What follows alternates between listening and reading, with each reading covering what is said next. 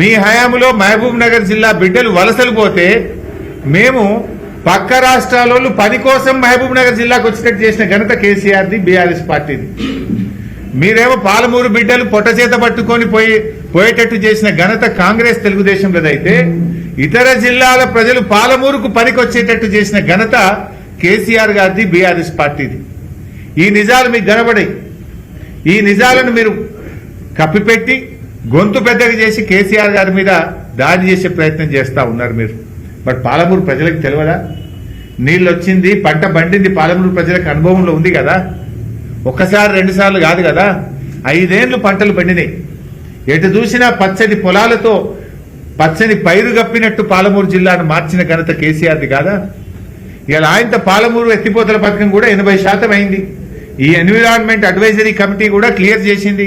కాలువలు తవ్వండి, ఫటాఫట్ కాలువలు తవ్వితే ఏడాది లోపల మొత్తం పాలమూరు పచ్చబడుతుంది కదా. 80% పనులు పూర్తి చేశాం. గాపం చేయండి మీరు.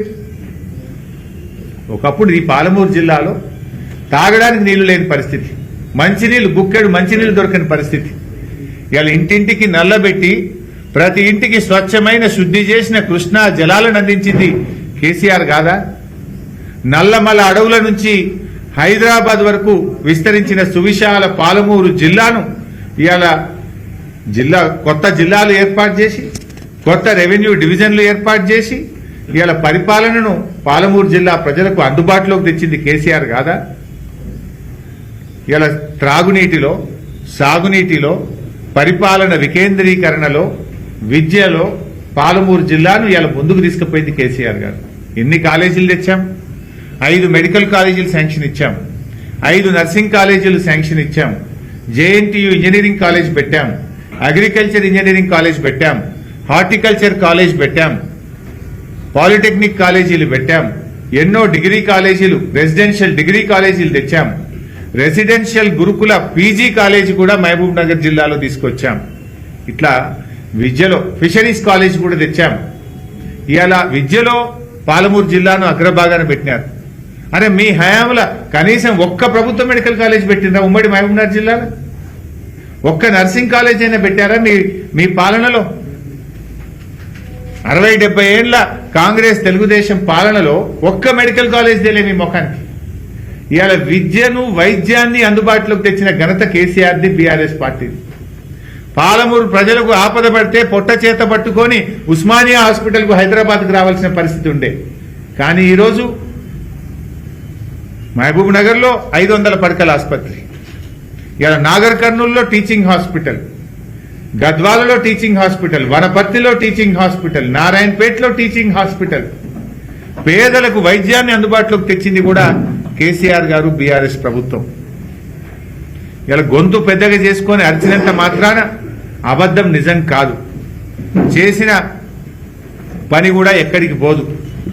నిజంగా మీకు చేతనైతే, మీకు పాలమూరు ప్రజల మీద ప్రేమ ఉంటే, మా ప్రభుత్వం ప్రారంభించి 80% పూర్తి చేసిన పాలమూరు రంగారెడ్డి ఎత్తిపోతల పథకానికి యుద్ధ ప్రాతిపదికన కాలువలు తవ్వండి. ఏడాదిలోగా ఆ కాలువల్లో నీళ్లు పారించాలని చెప్పి మీ చిత్తశుద్ధిని నిరూపించుకోవాలని చెప్పి నేను కోరుతా ఉన్నా. రేవంత్ రెడ్డి గారి భాష కూడా ఒక రకంగా తనను తాను తక్కువ చేసుకుంటున్నాడు. ఎందుకంటే పేగులు మెడలు వేసుకొని తిరుగుతానని అంటున్నాడు. పేగులు మెడలు వేసుకొని ఎవరు తిరుగుతారా? మనుషులు తిరుగుతారా? రాక్షసులు తిరుగుతారా? ఎవరు తిరుగుతారు? అది ఒక ముఖ్యమంత్రి మాట్లాడే భాషన?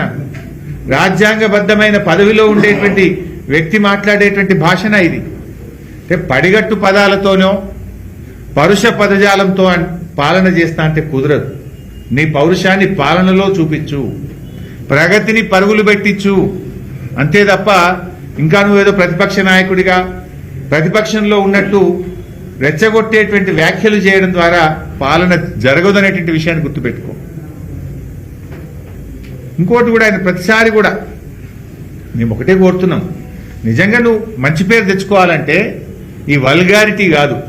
నువ్వు మంచి పేరు తెచ్చుకోవాలంటే మాకంటే బాగా పనిచేయి, మాకంటే ఎక్కువ కాలేజీలు పెట్టు, మాకంటే ఎక్కువ సాగునీరు తీసుకురా, ప్రజలకు దగ్గరగా ఉండి పనిచేసి మంచి పేరు తెచ్చుకో. కానీ చిల్లర మల్లర భాష మాట్లాడి ఆ పదవి యొక్క గౌరవాన్ని తగ్గించని చెప్పి నేను ఆయన కోరుతా ఉన్నా. ప్రతిసారి నా హైట్ గురించి కూడా మాట్లాడుతుంటాడు, నా ఎత్తు గురించి ఆయన మాట్లాడుతూ ఉంటాడు. ఇప్పుడు నేను ఆయన హైట్ గురించి మాట్లాడితే మర్యాద ఉంటుందా? నాకు మాట్లాడరాకనే ఏంది? నాకు కూడా మాట్లాడొచ్చు, కానీ ఏంటంటే నాకు కొన్ని విలువలు ఉన్నాయి. బేసికల్లీ నేను ఆయనలాగా కుసంస్కారంగా నేను మాట్లాడలేదు. మాట్లాడాలంటే మాట్లాడలేక కాదు, రాజకీయాలంటే కొంత గౌరవము. ఓ యంగ్స్టర్స్ కానీ కొత్త తరం కానీ వాళ్ళు మనం చూసి కొత్త చదువుకున్న వాళ్ళు విద్యావంతులు రాజకీయాల్లోకి రావాలి, కానీ అసహించుకునే విధంగా భాష ఉండకూడదు అనేటువంటిదే నా భావన. ఎవరు ఎంత హైటు ఎంత వెయిట్ అనేది ప్రజలకు అవసరం లేదు. ఎవడు ప్రజలకు ఎంత పనిచేసిండ్రు అన్నది ముఖ్యం, ఎంత నిజాయితీతో పనిచేసిండ్రు అనేది ముఖ్యం, ప్రజల కోసం ఎంత గట్టిగా పనిచేసినాం అన్నది ముఖ్యం, కష్టపడి పనిచేసి ప్రజల గుండెల్లో నిలిచామా లేదా అన్నది ముఖ్యం. అంతే తప్ప నీ హైట్ ఎంత నా హైట్ ఎంత అని మాట్లాడుకోవడం కోసం కాదు రాజకీయాలు. ఎవరు ప్రజలకు ఎంత చిత్తశుద్ధితో పనిచేసినాం, ఎంత నిజాయితీగా పనిచేసినాం, ప్రజల జీవన ప్రమాణాలను ఎంతవరకు మార్చగలిగినాం అనేది ప్రజలకు ముఖ్యం. దాని మీద దృష్టి పెట్టాలి. ఇప్పుడు కేసీఆర్ గారేమో తన పాలనలో కిట్లు తెస్తే రేవంత్ రెడ్డి గారు తిట్లలో పోటీ పడుతుంటారు. కేసీఆర్ గారేమో న్యూట్రిషన్ కిట్టు, కేసీఆర్ కిట్టు అని రకరకాల కిట్లు మేము తెస్తే ఈయన తిట్లలో పోటీ పడుతుండు. తిట్లలో కాదు, నువ్వు కిట్లలో పోటీ పడు. ఇంతకంటే ఇంకా మంచి కిట్లు తీసుకురా, పేదలకు ఉపయోగపడే పనులు చేయి. నువ్వు ఆ రకంగా పనిచేయాలని చెప్పి నేను ఆయనను కోరుతా ఉన్నా. ఏది ఏమైనా ఇలా మహబూబ్ నగర్ జిల్లా ఆయన మహబూబ్ నగర్ని రెచ్చగొట్టే ప్రయత్నం చేసి రాజకీయంగా లబ్ధి పొందే ప్రయత్నం చేస్తున్నారు. మహబూబ్ నగర్ ఇలా కేసీఆర్ గారి హయాంలో ఎన్ని చెరువులు బాగుపడ్డాయి, ఎన్ని వందల చెక్ డ్యాంలు మహబూబ్ నగర్లో కట్టాం, ఎంత భూగర్భ జలాలు పెరిగినాయి మహబూబ్ నగర్ జిల్లాలో, అవన్నీ ఆలోచించండి. ఇలా మేము సెక్షన్ 3 కింద కూడా ఇలా కృష్ణా నదీ జలాల పునః పంపిణీ విషయంలో కూడా కేంద్ర ప్రభుత్వం నుంచి మేము ఆర్డర్ తెచ్చాం. ట్రిబ్యునల్ కాన్స్టిట్యూట్ అయింది. నీకు చిత్తశుద్ధి ఉంటే 6 నెలల్లోగా ప్రాజెక్టుల వారీగా నీటి కేటాయింపులు చేయించు. ఎందుకంటే ఏనుగెళ్ళి తోక చిక్కింది. చాలా కష్టపడ్డాం, కేంద్ర ప్రభుత్వం మీద ఒత్తిడి తెచ్చినాం, సుప్రీంకోర్టుకు పోయినాం. ఫైనల్ గా కేంద్ర ప్రభుత్వాన్ని ఒప్పించి కొత్త ట్రిబ్యునల్ ను, కృష్ణా ట్రిబ్యునల్ ను కాన్స్టిట్యూట్ చేయించాం. ఆ ట్రిబ్యునల్ ముందు గట్టి వాదనలు వినిపించండి, మంచి న్యాయవాదులను పెట్టండి. 6 నెలల్లోగా ప్రాజెక్టుల వారీగా కేటాయింపులు చేయిస్తే మనకు మంచి బ్రహ్మాండంగా నికర జలాలు వస్తాయి. మన కల్వకుర్తికి, మన నెట్టంపాడుకు, మన పాలమూరు ఎత్తిపోతల పథకానికి నికర జలాలు వస్తాయి. మేము చేసిన మంచి పని చేసినాం, ఇలా ట్రిబ్యునల్ సాధించినాం. నువ్వు కొద్దిగా కష్టపడి మంచి వాదనలు, మంచి న్యాయవాదులను పెట్టి దాని మీద దృష్టి పెట్టి నికర జలాలు ప్రాజెక్టుల వారీగా సాధించు. నువ్వు గా పని చేయి. ఏదో పార్లమెంట్ ఎన్నికలు ఉన్నాయి కదా అని ప్రజల్ని రెచ్చగొట్టడం ద్వారా, గొంతు పెంచుకోవడం ద్వారా ప్రజల దృష్టి మరలిస్తా అంటే అది జరిగే పని కాదు. పాలమూరులో ఇంటింటికి మంచినీళ్ళు ఎవరు ఇచ్చిందో తెలియదా పాలమూరు ప్రజలకు? 6.5 లక్షల ఎకరాలకు కాలువల కింద నీళ్లిచ్చింది ఎవరో పాలమూరు ప్రజలకు తెలియదా? పాలమూరులో విద్యను, వైద్యాన్ని ప్రజలకు అందుబాటులో తెచ్చింది ఎవరో తెలియదా? పాలమూరులో ప్రజల ఆకాంక్షలకు అనుగుణంగా కొత్త జిల్లాలు ఏర్పాటు చేసింది ఎవరో పాలమూరు జిల్లా ప్రజలకు తెలియదా? పాలమూరులో చెరువులు బాగా చేసి చెక్ డ్యాములు నిర్మించి భూగర్భ జలాల పెంపుకు కృషి చేసింది ఎవరో పాలమూరు ప్రజలకు తెలియదా? పాలమూరులో వలసలకు కారణం ఈ కాంగ్రెస్ తెలుగుదేశం పార్టీలు కాదా? నిజాలు ఎప్పటికైనా నిజాలుగానే ఉంటాయి.